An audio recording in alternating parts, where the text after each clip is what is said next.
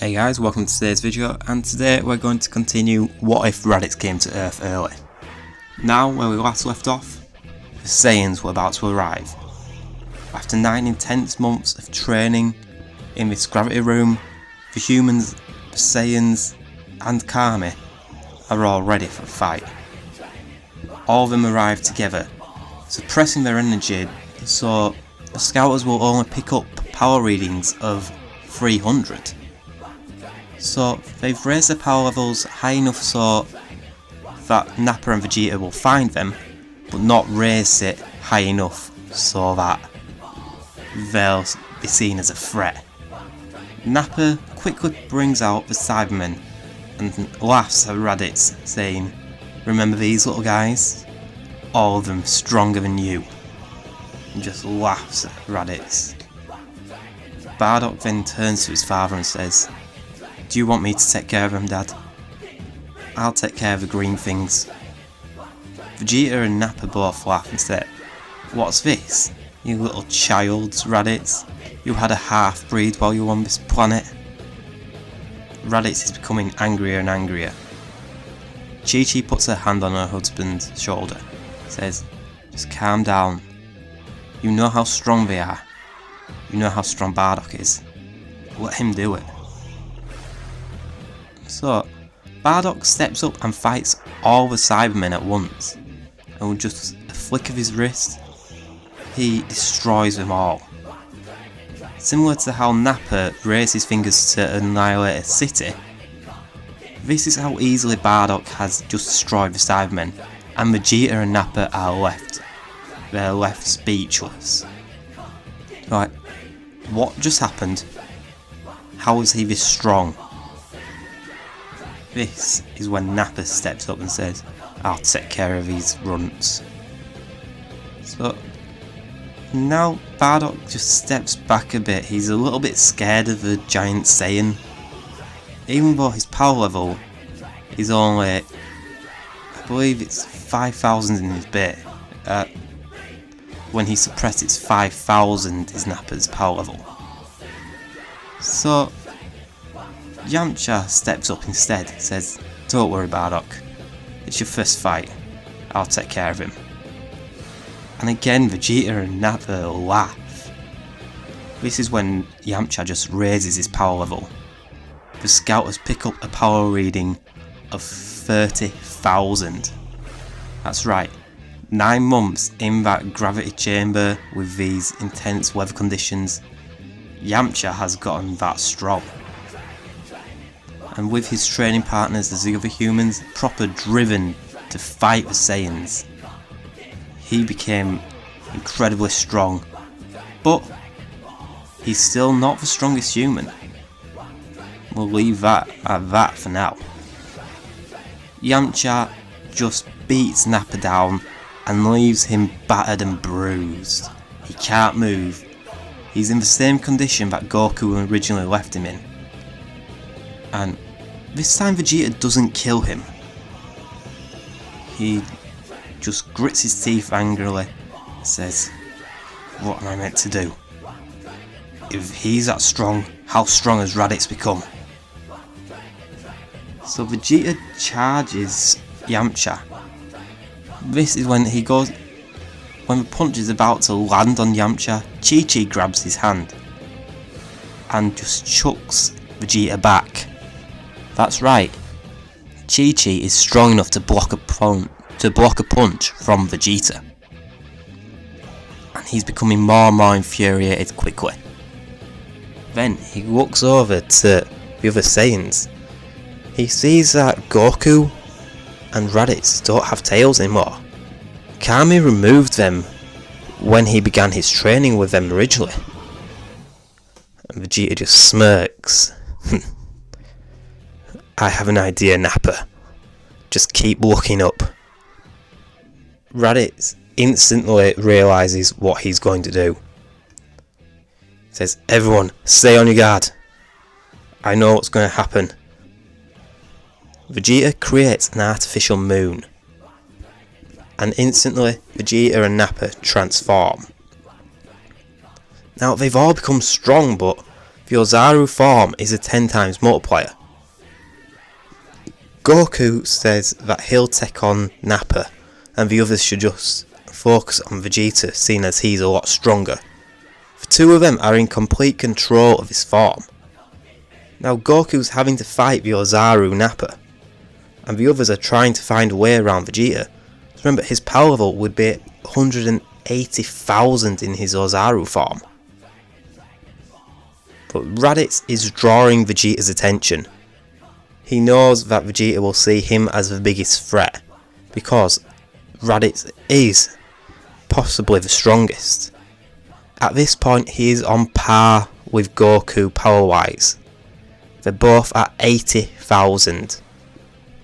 Yes, I know this seems like a bit of a lowball to say how strong they were when they began the gravity training, but something that you need to remember is that they were training Bardock as well, who was a lot weaker, So they had to slow their training down to the beginning.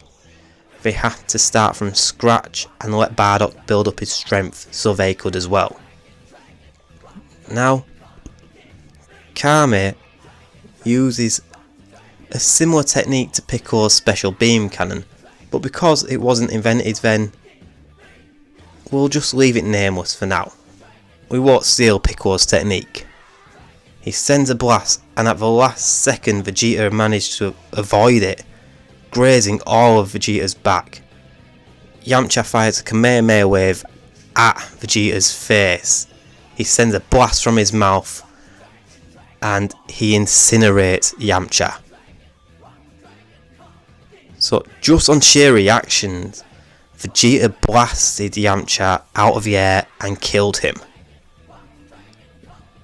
This is when Krillin becomes infuriated, and he fires a flurry of Destructo Discs aiming at the Saiyan. Vegeta is managing to just about avoid these, but he's becoming very worried. And behind him, it's Yajirobe. He swings his sword at him, but because Vegeta is still avoiding the Destructo Discs, he steps back and stands on Yajirobe, killing the samurai. Everyone is shocked. They didn't expect this to happen this quickly. But the Ozaru form is incredibly dangerous.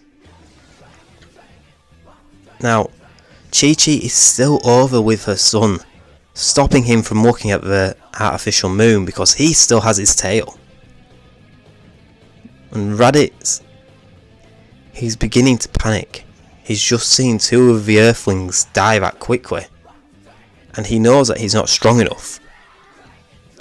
This is when you just hear a crash off in the distance, and Nappa has been killed in his Ozaru form.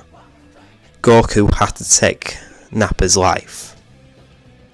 So that's one Saiyan down, and Vegeta is now even more angry.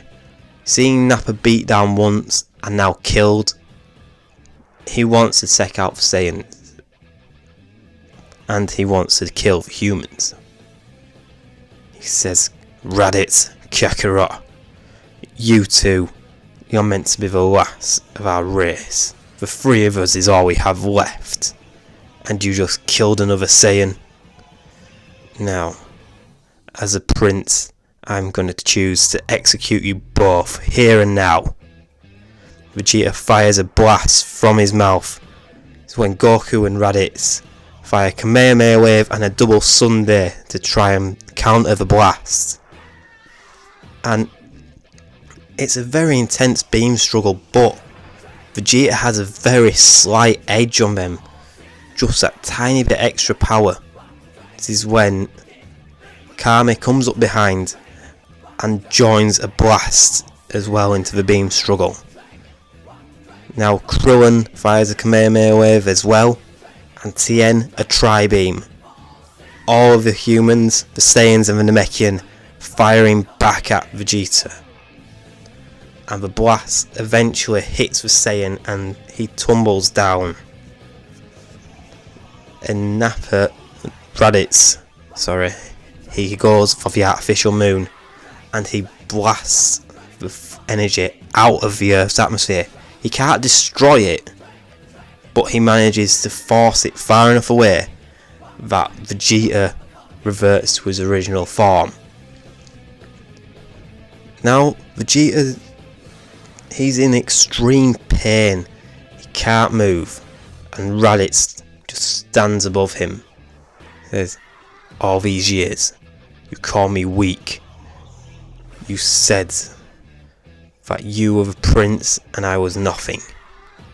You despised me and I despise you. Now, at my hands you will die." Vegeta just shouts, "Stop! Please! Raditz, you know you can't kill me. We need each other. Together with us and Kakarot, we may be able to defeat Frieza. I've seen how strong you've become, and I believe there's a chance." Raditz shakes his head and says, "No.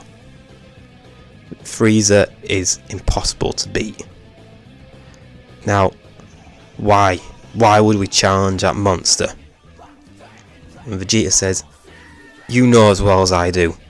He killed our race, destroyed our planet, destroyed our families, everything. He needs to pay. And with your newfound strength, with Kakarot's strength, we can beat him. Please, Raditz, spare me. Let's work together to defeat Frieza." And he just says, "Why? Why should I?" And Vegeta says, "Well, because we're still blood, we're all Saiyans. We need to do this together. I've heard a rumour that Frieza has found planet Namek. And the rumour of Dragon Balls, he's just gone to check it out. He's sent some soldiers there. He wants to see these Dragon Balls." This is when they all stop in shock and horror. Kami says, "You can't really mean Dragon Balls. I created them." She says, "What? They're real?" And Kami just nods and says, "If this creature, this monster, is as strong as what you say, as evil as what you say, we have to stop him, Raditz. We can't let someone like that get hold of the Dragon Balls. It could spell the end of the universe." Raditz reluctantly agrees. Says, "Yes, we have to stop him. If he gets hold of the Dragon Balls, that's it for all of us. But do we have to keep Vegeta? All of us are stronger than him." And Goku says, "For now, let's keep him alive. If he tries to betray us, we can end him. Just for good measure, let's remove his tail." So now Vegeta has had his tail removed, and they've taken him up to the lookout and called Bulma.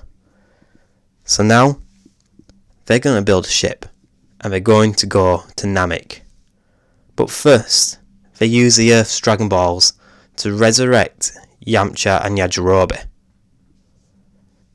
So now they have a full fighting team. But who will go to Namek? That's where I'll leave the video, guys. If you liked it, please remember to like, comment and subscribe, and let me know who you think will actually head to Namek. Will they all go, or will someone stay to protect Earth? As always, guys, thanks for watching, and I will see you all next time. Bye.